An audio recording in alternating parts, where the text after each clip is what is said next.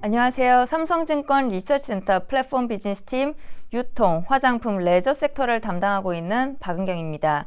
지금부터 유통, 화장품, 레저 섹터 2021년 전망 시작하도록 하겠습니다. 일단 시작하기에 앞서서 2020년도에 이 세 업종에 무슨 일이 있었는지를 좀 짚고 넘어갈 텐데요. 여기 보시는 이 파란색이 코스피입니다. 연초 대비 20% 올랐습니다. 아까 말씀드린 유통, 화장품, 레저는 다 그 밑에 있죠. 그러다가 2020년 11월 달에 갑자기 상황이 반전됩니다. 백신 개발에 대한 기대감이 생기면서 코로나로 인해 피해를 봤던 업종에 대한 관심이 재조명되고 있는 거죠. 그러면서 여행주가 지금 가장 많이 올랐습니다.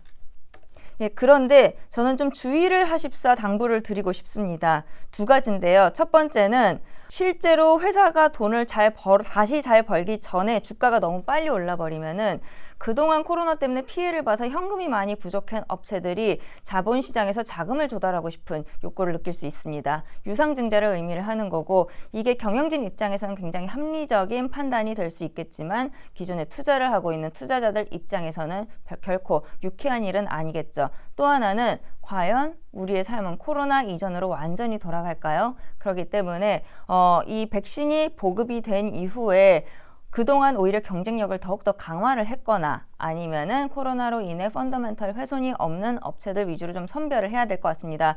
조금 더 자세히 짚고 넘어가면 아까 여행 섹터가 11월 달 퍼포먼스가 가장 좋았다고 말씀을 드렸는데, 요거는 여행업체들의 2019년 말 현금 보유량이고요. 요거는 2020년 6월 말 기준 현금 보유량이고, 즉 6개월 만에 940억이 없어졌습니다. 그런데 백신이 보급이 돼야지만 여행이 다시 재개가 될 수 있을 거거든요. 저는 백신 보급 시점을 가정한 겁니다. 2020년 3분기로 보고 있어요. 즉 6개월 만에 940억 까먹었는데 그때까지 12개월 동안 이 현금 상태는 어디까지 내려갈 수 있을까요? 그렇기 때문에 좀 조심스러운 투자를 해야 된다라고 생각을 하고 있습니다. 그렇다면은 코로나로 인해서 펀더멘털이 훼손되지 않는 콘택트 주식에는 뭐가 있을까? 저는 면세점, 그중에서도 호텔, 신라 관심 있게 보고 있습니다. 일단 면세점 월간 매출 동향을 보면은 요 코로나 직전이죠. 이게 1400이었어요. 800까지 60%가량 빠집니다. 그런데 지금 보세요. 이때랑 상황은 전혀 좋아지지 않았거든요. 하지만 매출은 거의 이제 90%까지 회복을 했습니다. 도대체 이게 어떻게 된 일일까요? 보시면은 외국인 한 사람이 와서 얼마만큼을 사가느냐를 계산한 거예요. 이때 코로나 전이 한 800달러 정도였습니다. 그런데 지금 이게 보시면은 19배 늘어났습니다. 한마디로 되게 작은 사람들이 오는데 한 사람이 와서 굉장히 많이 사간다는 거예요. 이거는 새로운 고객입니다. 기존에 없던. 한마디로 우리나라 면세점들은 코로나로 인해서 새로운 고객을 확보를 했습니다. 누구냐면요. 이 사람들은 중국의 작은 무역상들이라고 생각을 하시면 됩니다. 이 사람들은 상당히 합법적으로 장사를 하는 사람들이고 세금이나 이런 걸 다 내는데도 불구하고 여기서 물건을 사갑니다. 그 말은 무슨 뜻이냐? 우리나라 면세점 업체들이 그만큼 가격 경쟁력이 강하다라는 걸 증명한 셈이죠. 그래서 코로나 때문에 실적이 망가지는 아픔을 겪었죠. 지금 호텔신라 영업이익 보시면은 가장 역대급 호황이었던 이때 3천억 벌었습니다. 근데 올해 영업 적자 한 1,500억 정도 예상이 됩니다. 그럼에도 불구하고 좋았던 점은 새로운 고객을 확보하고 얼만큼 강한 경쟁력을 갖고 있는지를 저희가 확인할 수 있었다는 거죠. 제가 호텔신라를 좋게 보는 거는 보세요. 영업이익이 2022년까지 제가 한 4,300억까지 쭉 좋아질 거라고 보고 있습니다. 2019년에 굉장히 좋았던 해가 3천억인데 무려 그때보다 1.5배 정도 이익을 더 낼 거라고 제가 생각한다는 거예요. 이게 어떻게 가능하냐? 비단 신규 고객뿐만 아니라 비용을 절감할 수 있었기 때문인데요. 비용을 어떻게 절감하느냐? 특히 공항 임대료를 많은 부분 절감할 수 있을 것 같아요. 무슨 의미냐면 호텔신라는 지난 5년 동안 많은 노력을 했습니다. 싱가포르, 마카오, 태국, 일본, 홍콩, 미국. 이제는 인천공항에서 장사 안 해도 상관없습니다. 루이비통, 샤넬이 야 니네 이제 인천공항에서 장사 안 하니까 우리 너한테 싸게 못 주겠다 이런 말 이제 안 나온다는 거죠. 그래서 매출과 비용 측면에서 구조적 개선이 기대되는 이 호텔신라 관심 종목입니다.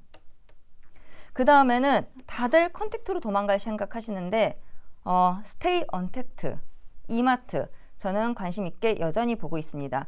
일단 우리나라 소비 올해 안 좋았죠? 근데 내년에 그리고 후년까지 좋아지죠. 매출 규모 큰 업체에 관심을 가져야 한다는 뜻이고요. 근데 온라인은 그럼 기고 효과 때문에 좀 부담스럽다고 생각해야 될까요? 아닙니다. 온라인도 사실 올해 성장률이 둔화가 됐어요. 왜? 소비가 안 좋으니까요. 그래서 2021년에는 심지어 온라인 시장도 좋아질 겁니다.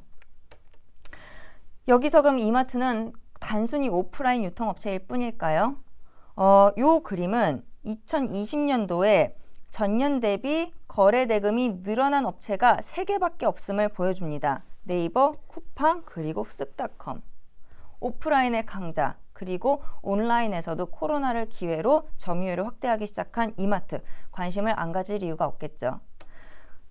그래서 이 쓱닷컴 특히나 적자 회사 사업이었거든요. 이렇게 좋아진 거 보이시죠? 2020년 들어서 이렇게 적자폭을 줄였습니다. 과연 2021년은 어떤 모습일까요? 제가 가장 많이 듣는 반론이 이마트가 너무 갑자기 20년도에 호황을 누리다 보니까 배송 능력이 떨어진다던데 라는 질문을 듣습니다. 근데 사실 그렇지가 않습니다. 이렇게 공장형에서 물건을 배송해 주는 경우는 생산 능력에 좀 영향을 받습니다. 근데 이 PP센터라는 거는 얘네가 115개 점에서 사람을 고용해서 대신 장바구니에 담아서 배달만 해주는 거거든요. 즉 생산 능력, 배송 능력에 구애를 받지 않습니다. 그렇기 때문에 저는 계속해서 이마트에 관심을 가져도 좋다라고 생각을 하고 있습니다. 이상으로 유통, 레저, 화장품 업종에 대한 2021년도 전망을 마치도록 하겠습니다. 들어주셔서 감사합니다.